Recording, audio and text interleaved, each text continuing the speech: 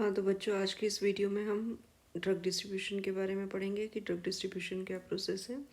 तो सबसे पहले इसकी डेफिनेशन कि ड्रग डिस्ट्रीब्यूशन फार्माकोकाइनेटिक का सेकेंड नंबर का प्रोसेस है जिसके अंदर ब्लड जो है वो पूरी बॉडी के डिफरेंट पार्ट्स को टिश्यूज़ को ड्रग डिस्ट्रीब्यूट करता है। ठीक है, अब इसको हम एक कॉन्सेप्ट के द्वारा समझेंगे कि क्या कॉन्सेप्ट है ड्रग को डिस्ट्रीब्यूट करने का। तो उसे हम कवर पेज से समझते हैं। कवर पेज में आपको दिखाया गया है, यहाँ पर एक पर्सन के हाथ में ग्रीन कलर की बास्केट है।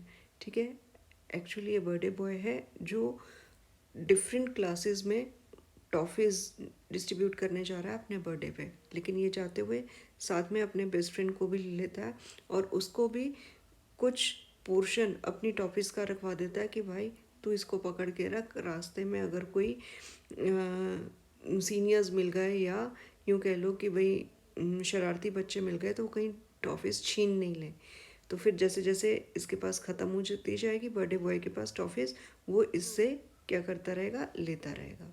ठीक है, अब टॉफ़ीज़ का बैग इसके पास है, इसको डिफरेंट कंपार्टमेंट्स में कह लो या डिफरेंट क्लासेस में जाके क्या करनी है, ड्रग डिस्ट्रीब्यूट करनी है। अब क्लासरूम में तो जाना है इसे डिफरेंट, लेकिन इसे प्रिंसिपल सर के भी रूम में जाके टॉफ़ी डिस्ट्रीब्यूट करनी है। अब प्रिंसिपल सर के रूम में जाना कोई आसान काम नहीं है, वहाँ पर बाहर गार्ड खड़ा है। ठीक है, या यूँ कह लो कि वहाँ पर एक बैरियर है और उस बैरियर को क्रॉस करके जो है ड्रग को डिस्ट्रीब्यूट करनी है, सॉरी टॉफ़ीज़ डिस्ट्रीब्यूट करनी है प्रिंसिपल को।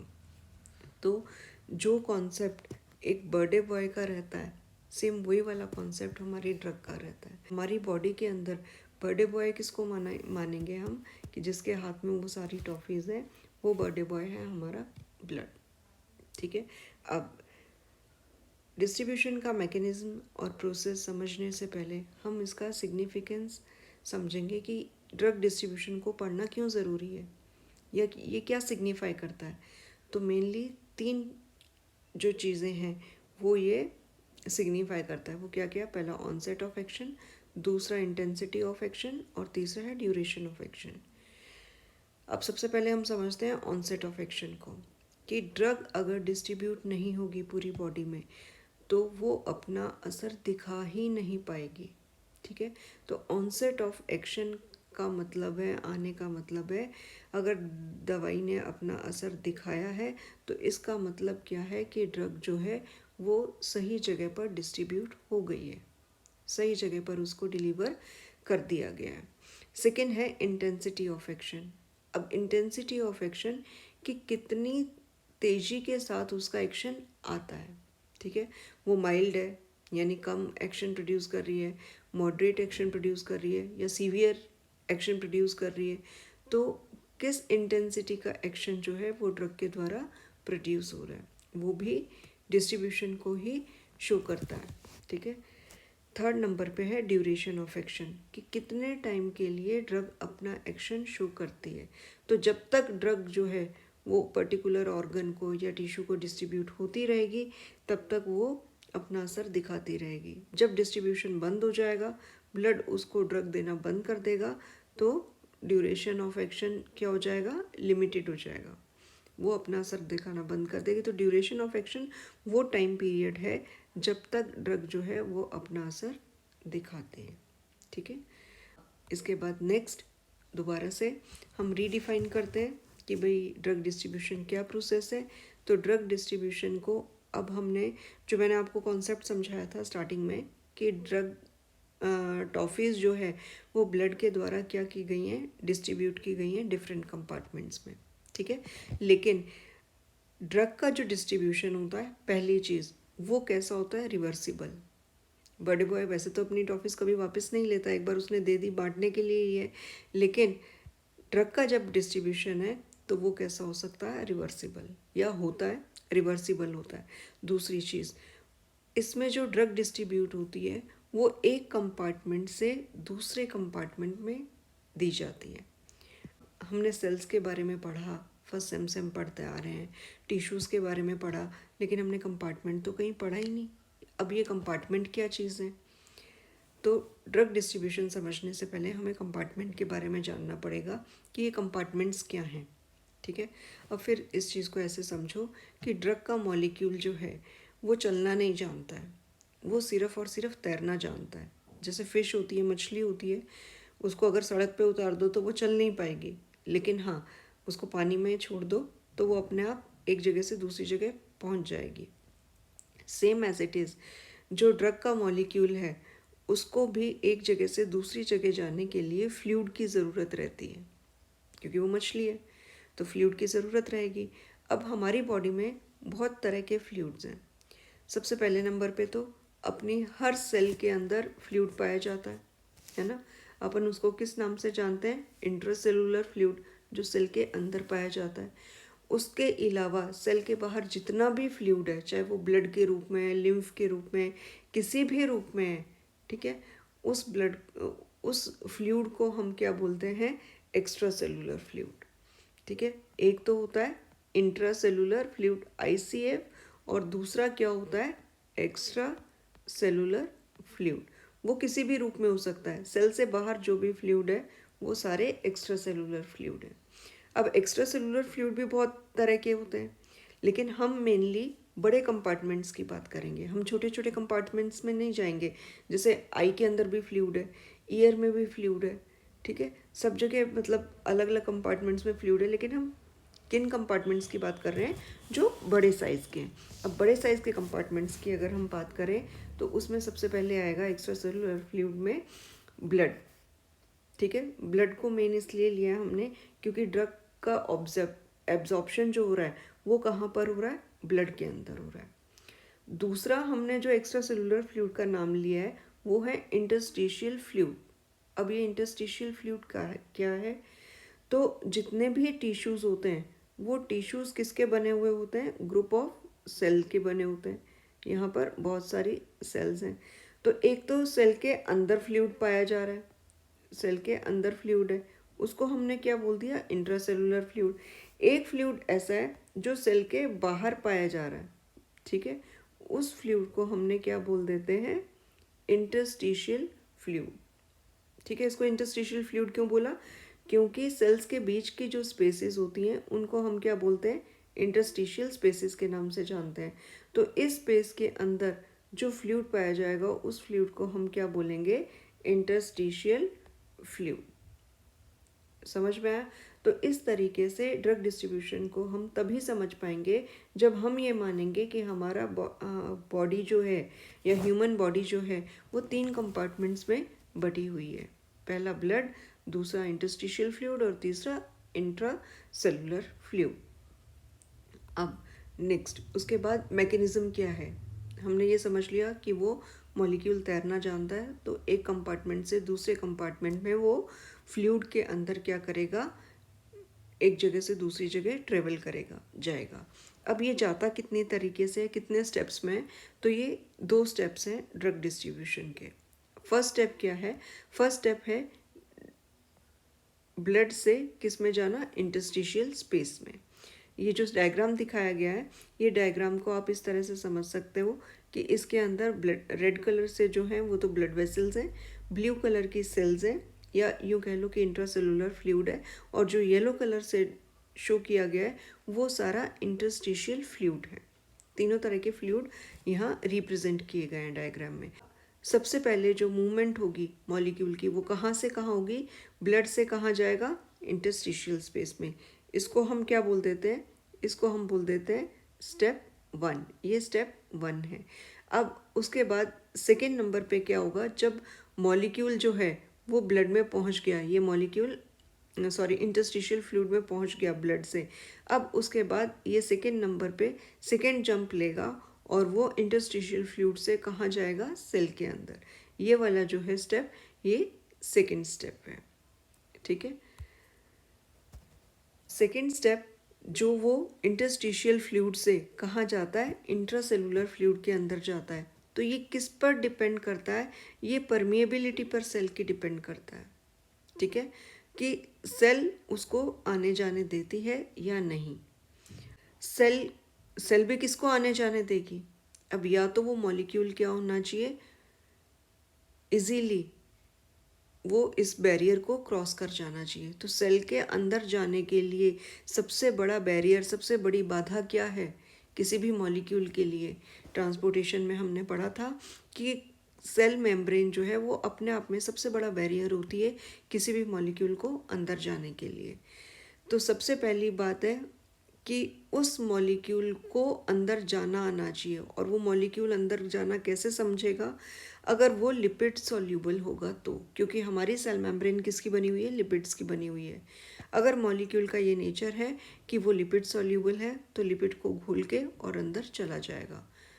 या हम दूसरी भाषा में कहें कि उस मॉलिक्यूल को क्या है, लिपिड को तोड़ना आता हो, तभी वो क्या कर सकता है, अंदर जा सकता है। जिसको दीवार तोड़नी आएगी उसके लिए कोई बैरियर नहीं है। और दीवार किसकी बनी हुई है? लिपिड के मॉलिक्यूल्स की। तो लिपिड सॉल्युबल मॉलिक्यूल तो इजीली जा पाएगा और वाटर सॉल्युबल की पॉसिबिलिटी कम रहेगी। दूसरी चीज़, क्या अगर कोई मॉलिक्यूल वाटर सॉल्युबल है तो क्या वो अंदर नहीं जा सकता? ऐसा नहीं है, वो भी सेल के अंदर जा सकता है, लेकिन उसके लिए एक कंडीशन है। कंडीशन क्या है कि सेल मेम्ब्रेन के अंदर बीच बीच में पोर्स पाए जाते हैं, ठीक है।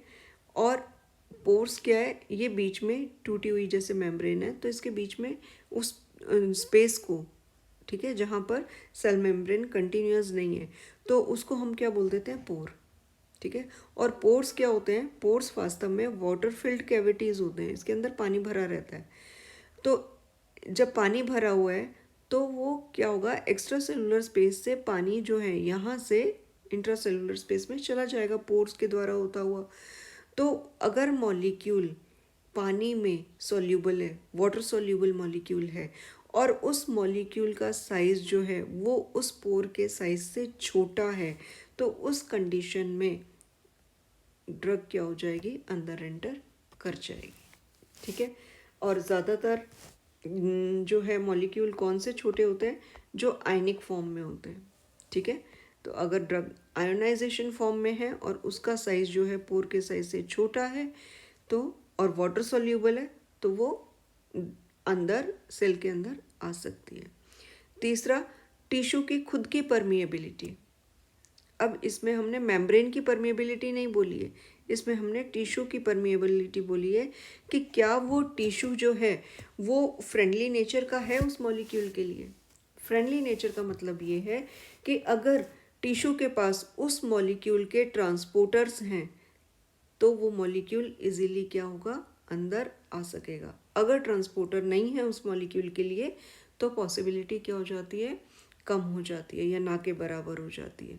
अब ट्रांसपोर्टर्स यानी कैब, ठीक है, कैब के रूप में वो साइकिल को भी भेज सकता है, कार को भी भेज सकता है, बस को भी। उसके पास ये चीज़ किसको डिनोट कर रहे हैं? ये तीनों ट्रांसपोर्टर, लेकिन ये स्पीड को डिनोट करते हैं कि भाई धीरे धीरे मॉलिक्यूल जाएगा। जिस तरह का ट्रांसपोर्ट होगा, ट्रांसपोर्टर होगा, उसी तरह से मॉलिक्यूल मूव करेगा। तो आपको ये तीन चीज़ें याद रखनी है इसमें कि अगर मान लो लिपिड सॉल्यूबल ड्रग है तो वो तो इजीली उस बैरियर को या सेल मेम्ब्रेन को क्रॉस करके अंदर आ जाएगी। दूसरा, अगर वाटर सॉल्यूबल ड्रग है लेकिन उसका साइज़ जो है वो पोर के साइज़ से छोटा है तो वो भी ड्रग इजीली अंदर आ जाएगी। तीसरा, अगर वो टिश्यू परमिएबल है यानी उसके पास अपने ट्रांसपोर्टर्स हैं मॉलिक्यूल को ले जाने के लिए पर्टिकुलर, क्योंकि ट्रांसपोर्टर्स क्या होते हैं, स्पेसिफिक होते हैं। ऐसे कोई भी ट्रांसपोर्टर किसी भी उसको मॉलिक्यूल को अंदर नहीं ले सकता।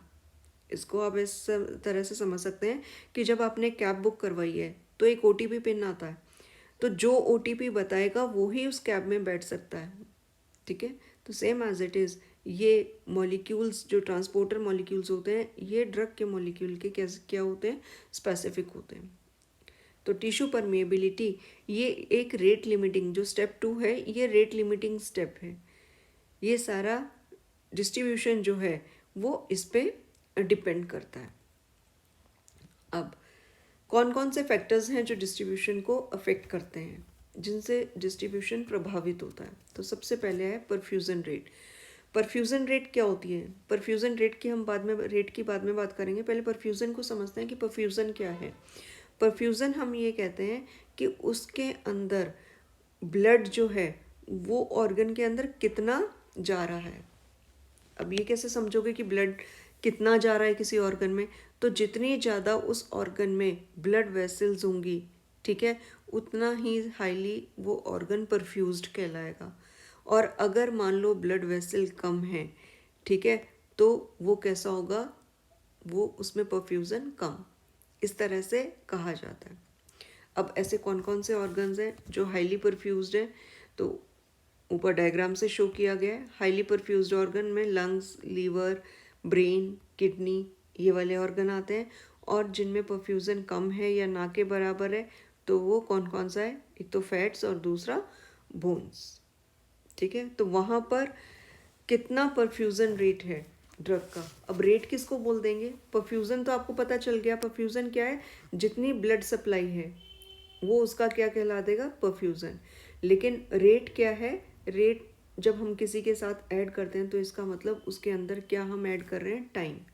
तो पर्टिकुलर टाइम में कितना ब्लड जो है उस ऑर्गन में ट्रांसपोर्ट किया जाता है, वो उसका परफ्यूज़न रेट कहलाता है, ठीक है। या यूँ कह लो कि उस ऑर्गन का ब्लड फ्लो, अगर ब्लड फ्लो ज़्यादा होगा वहाँ पर तो डिस्ट्रीब्यूशन भी ज़्यादा होगा, अगर ब्लड फ्लो कम है तो डिस्ट्रीब्यूशन भी कम होगा।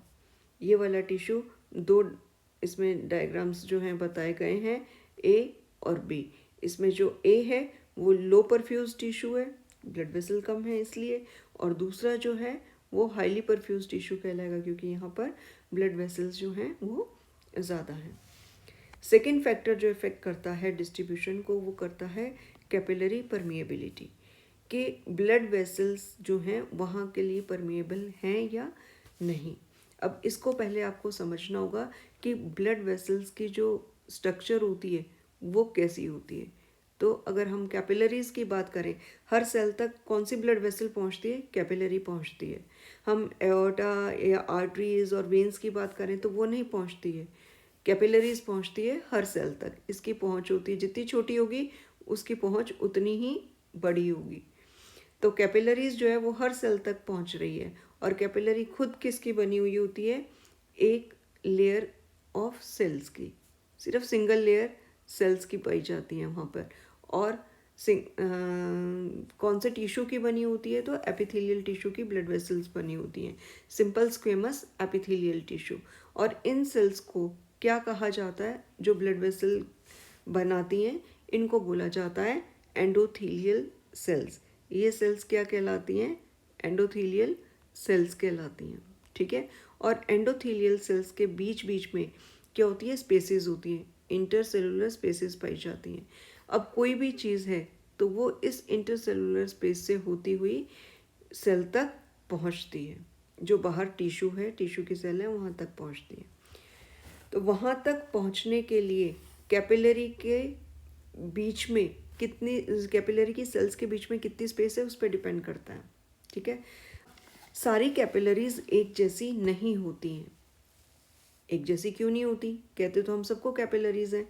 एक जैसी इसलिए नहीं होती हैं क्योंकि जिन ऑर्गन्स में ज़्यादा सेफ्टी की ज़रूरत होती है वहाँ की कैपिलरीज में सेल्स जो हैं वो कॉम्पैक्टली अरेंज्ड होती हैं, यानी वहाँ की सेल्स के बीच में ये स्पेस नहीं पाया जाता, इंटरसेलुलर स्पेस नहीं पाया जाता।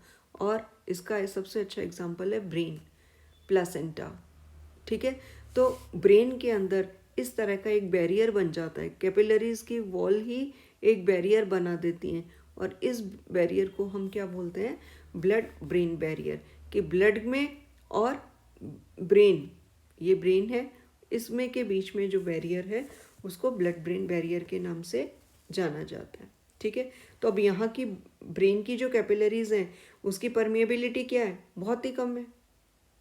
और हम दूसरे ऑर्गन्स की बात करें तो वो उसके लिए परमिएबल हैं क्योंकि इंटरसेलुलर स्पेस पाए जाते हैं। तो अब ये डिफरेंट बैरियर्स हमारी बॉडी में जहाँ जहाँ पाए जाते हैं उनके नाम है कैपिलरी एंडोथेलियल बैरियर। तो ये है ही, सिंपल सेल मेम्ब्रेन भी एक बैरियर का काम करती है।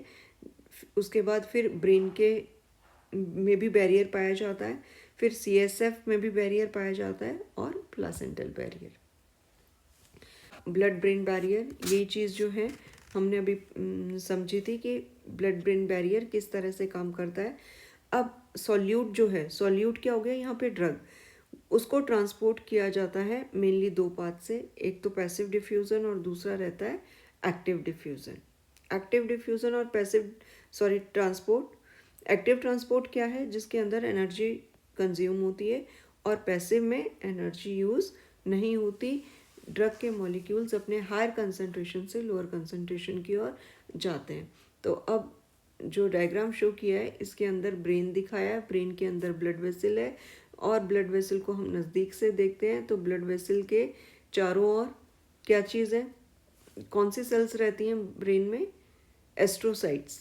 ठीक है, एस्ट्रोसाइट्स क्या करती हैं, ये यहाँ से जो भी चीज़ लेनी है, न्यूट्रिशन लेना है, उसको लेके और किसको, न्यूरॉन को प्रोवाइड करती हैं। ठीक है, तो इस तरीके से जो है वो क्या बना लेता है, एक बैरियर बन जाता है ब्लड के बीच में और न्यूरॉन्स के बीच में। यही सेम चीज़ मैंने अभी आपको पहले बताई थी। सेल्स इसमें कैसे होती हैं, कॉम्पैक्टली अरेंज्ड होती हैं, बीच में इनके स्पेस होती नहीं है, जबकि नॉर्मल कैपिलरी में क्या होता है, बीच में स्पेसेस पाई जाती है जिसमें से मॉलिक्यूल इजीली ब्लड में पहुंच जाता है, लेकिन यहाँ पर स्पेस नहीं पाई जा रही तो यहाँ मॉलिक्यूल का बाहर निकलना मुश्किल है। 9 3 तरह के बैरियर्स हैं। वैसे मैंने आपको एक बैरियर के बारे में बताया है अभी फ़िलहाल, टाइट जंक्शंस या कैपिलरी एंडोथेलियल सेल्स का बैरियर पाया जाता है। ठीक है, फिर प्लाज्मा प्रोटीन बाइंडिंग, ये भी एक फैक्टर है ड्रग को डिस्ट्रीब्यूट करने का।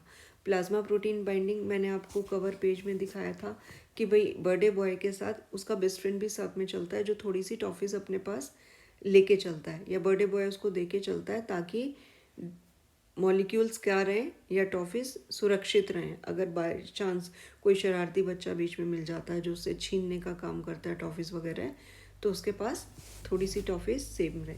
ऐसे ही ब्लड जो है वो सारा का सारी ड्रग जो है वो ब्लड में आ गई, ये तो चीज़ समझ में आ गया। ठीक है, एब्जॉर्प्शन हो गया, लेकिन एब्जॉर्प्शन होने के बाद कुछ एक ड्रग जो है वो कहाँ पर रहती है, ब्लड में फ्री रूप में तो रहती है ज़्यादातर, और कुछ पोर्शन उसका जो ब्लड के अंदर प्रोटीन्स होते हैं वो प्रोटीन्स कैरी करके चलते हैं। जब वो प्रोटीन्स जो हैं ड्रग के साथ बाइंड हो जाएंगे तो हम उसको क्या बोल देते हैं, प्लाज्मा प्रोटीन बाइंडिंग। अब हमें ये पता होना चाहिए कि ब्लड के अंदर कौन कौन से प्रोटीन पाए जाते हैं। तो ब्लड के अंदर एल्बुमिन, ये सारे प्रोटीन्स के नाम हैं, glycoprotein, then lipoprotein, alpha 1 globulin, alpha 2 globulin और हीमोग्लोबिन, ये सारे प्रोटीन पाए जा रहे हैं। तो अब ड्रग का मॉलिक्यूल क्या करेगा, इन प्रोटीन्स को क्या कर देता है, कुछ एक ड्रग दे देता है।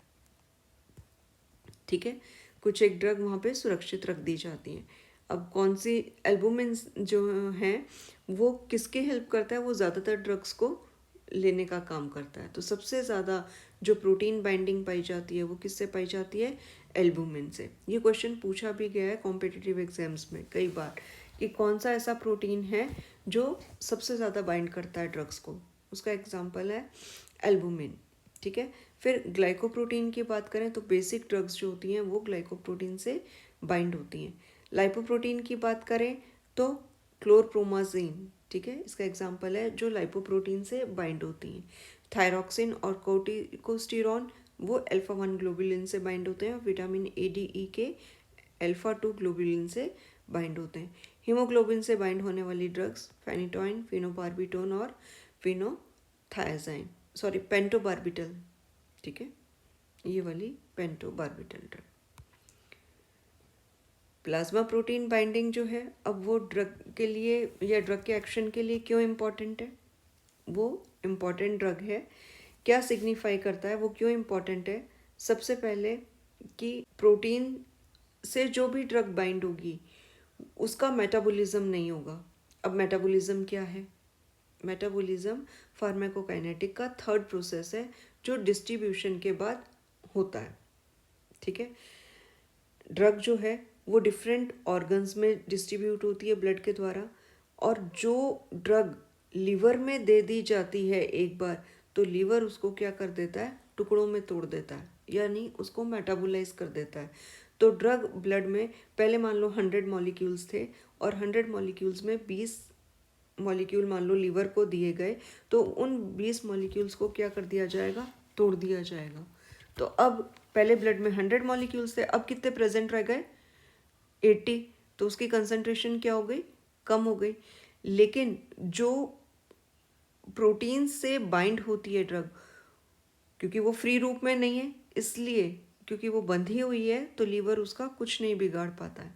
तो मेटाबोलाइज जो ड्रग होती है वो कौन सी ड्रग होती है, जो फ्री ब्लड में घूम रहे हैं मॉलिक्यूल, वो हमेशा उनका मेटाबॉलिज्म होता है और उनको ही बॉडी से एक्सक्रीट किया जाता है।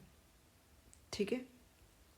एक चीज़ और है, जो प्रोटीन से बाइंड होगी ड्रग, वो कभी भी एक्शन प्रोड्यूस नहीं करेगी।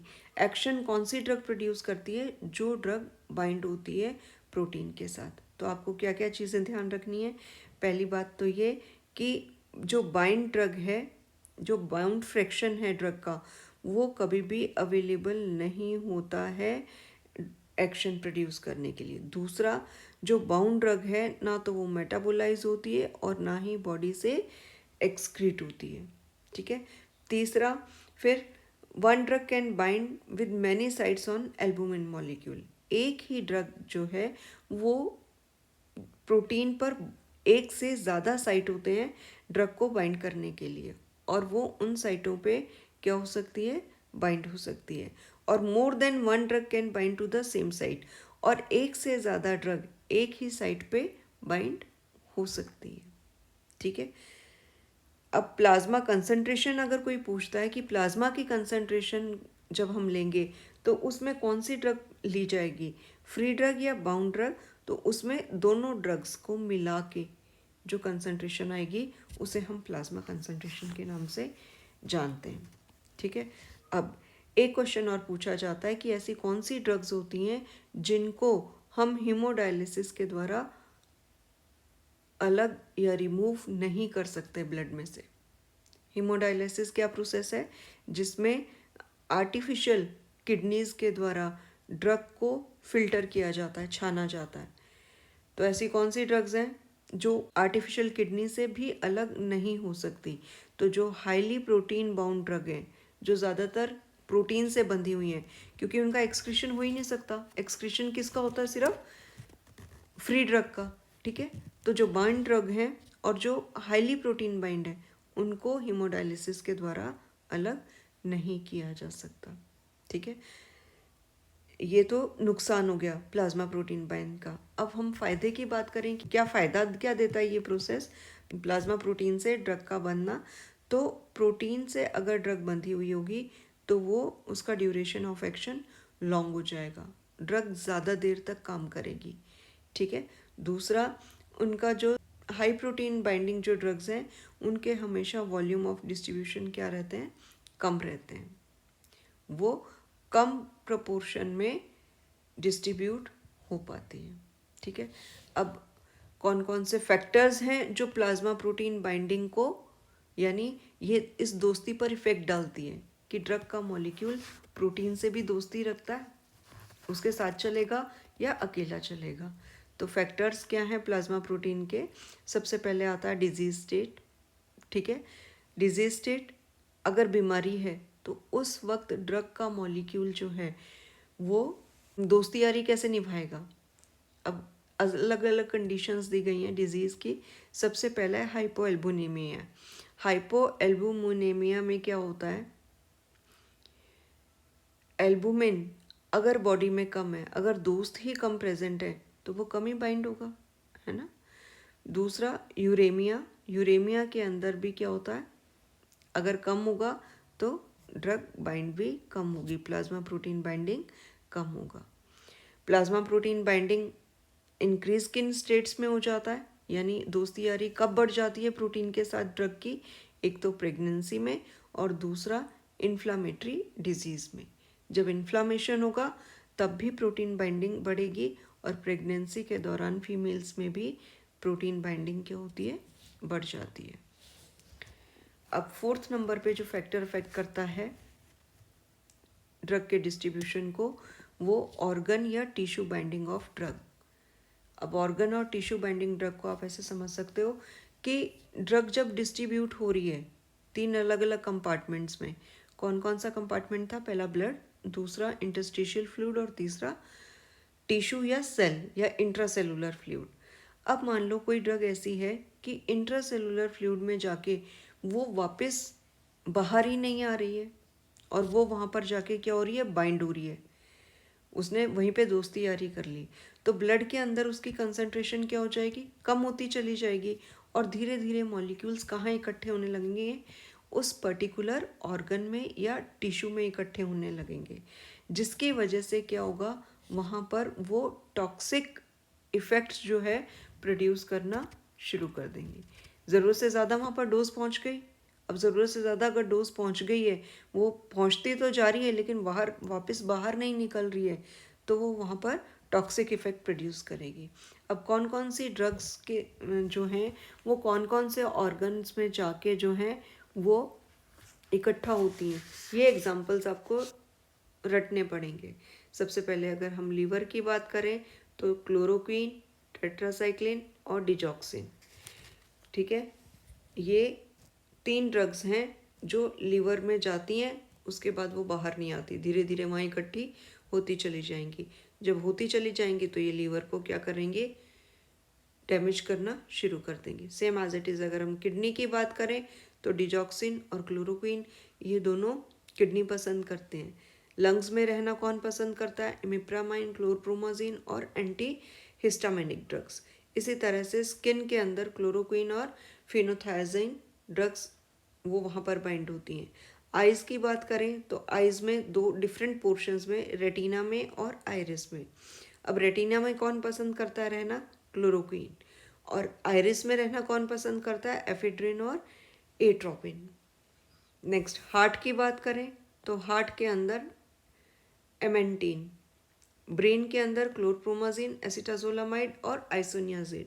बोन्स और टीथ की अगर हम बात करें तो बोन्स और टीथ में कौन रहना पसंद करेगा? टेट्रासाइक्लिन, हैवी मेटल्स और बिसफॉस्फोनेट्स। देन स्केलेटल मसल्स में कौन रहना पसंद करेगा? एमेंटीन। एमेंटीन का नाम पहले भी आया है हार्ट के लिए। देन ईयर्स की बात करें तो ईयर के वेस्टिबुलर अपरेटस के अंदर स्ट्रेप्टोमाइसिन वहीं पर क्या होती है? धीरे धीरे एक्यूमुलेट होती चली जाती है, इकट्ठी होती चली जाती है। अब नेक्स्ट और कौन सी ड्रग्स हैं जो टिश्यूज से बाइंड होती हैं? एडिपोज टिश्यू में थायोपेंटेन, ईथर और मीनोसाइक्लिन ड्रग जो है वो बाइंड होना पसंद करती है। थायराइड की बात करें तो थायराइड ग्लैंड में आयोडीन जो है वो एक्यूमुलेट होना शुरू करती है। अब इंट्रासेलुलर ऑर्गेनेलीज की बात करें, कुछ एक ड्रग्स ऐसी भी होती हैं जो पर्टिकुलर सेल के अंदर जाके किसी ना किसी ऑर्गेनेली से बाइंड हो जाती हैं। तो क्लोरोक्वीन जो है वो हमेशा न्यूक्लियस को पसंद करती है, तो न्यूक्लियस से जाके बाइंड हो जाती है। उसकी दोस्ती यारी किससे है? सेल के अंदर न्यूक्लियस से है। सेम एज इट इज़ अगर हम टेट्रासाइक्लिन की बात करें तो टेट्रासाइक्लिन जो है वो किसका अच्छा दोस्त है? वो माइटोकॉन्ड्रिया का। वो अंदर जैसे ही सेल के अंदर जाता है टेट्रासाइक्लिन वो किससे मिलने चला जाता है? माइटोकॉन्ड्रिया से, और उससे जाके बाइंड हो जाता है। तो इस तरह से ये एग्जाम्पल्स हैं कुछ ड्रग्स के जो पर्टिकुलर ऑर्गन, टिश्यू या ऑर्गेनेली से बाइंड हो जाते हैं। लास्ट नंबर पे आता है वॉल्यूम ऑफ डिस्ट्रीब्यूशन, कि हम डिस्ट्रीब्यूशन कोई भी ड्रग जो है वो कितनी डिस्ट्रीब्यूट हुई है बॉडी में जाके, उसका हम अनुमान कैसे लगाते हैं? हम कैसे उसे कैलकुलेट करते हैं कि ड्रग कितनी डिस्ट्रीब्यूट हुई है? तो सबसे पहले इसकी डेफिनेशन कि वॉल्यूम ऑफ डिस्ट्रीब्यूशन कहा किसे जाता है? तो volume of body fluid into which drug is distributed. हम उतना वॉल्यूम ब्लड का जितने के अंदर वो ड्रग डिस्ट्रीब्यूशन हुई है उसको हम क्या बोलते हैं? Volume of distribution. इसके लिए हमें दोबारा से पहले नंबर की स्लाइड पे जाना पड़ेगा जिसमें हमने तीनों ये इस स्लाइड की अगर हम बात करें तो इस स्लाइड के अंदर क्या था? इस स्लाइड के अंदर 3 कंपार्टमेंट्स हैं। ठीक है, अब हमें वॉल्यूम ऑफ डिस्ट्रीब्यूशन बताना है कि कितने वॉल्यूम में ड्रग डिस्ट्रीब्यूट हुई है। अगर वो सिर्फ ब्लड में ही रहती है तो उसका वॉल्यूम क्या रहेगा? लिमिटेड। फिर अगर वो इंटरस्टिशियल स्पेस में जाती है तो उसका वॉल्यूम और थोड़ा बढ़ेगा, और अगर वो सेल तक पहुंचती है तो उसका वॉल्यूम ऑफ डिस्ट्रीब्यूशन और भी अच्छा होगा। तो यानी आप इसको ऐसे समझ सकते हो कि जब वॉल्यूम बढ़ेगा तो उसका डिस्ट्रीब्यूशन भी बढ़ेगा। वॉल्यूम अगर लिमिटेड है तो उसका डिस्ट्रीब्यूशन भी क्या होगा, कम होगा। जितना कम होगा उतना ही यूँ कह लो कि वो ड्रग ब्लड में से बाहर नहीं निकलेगी।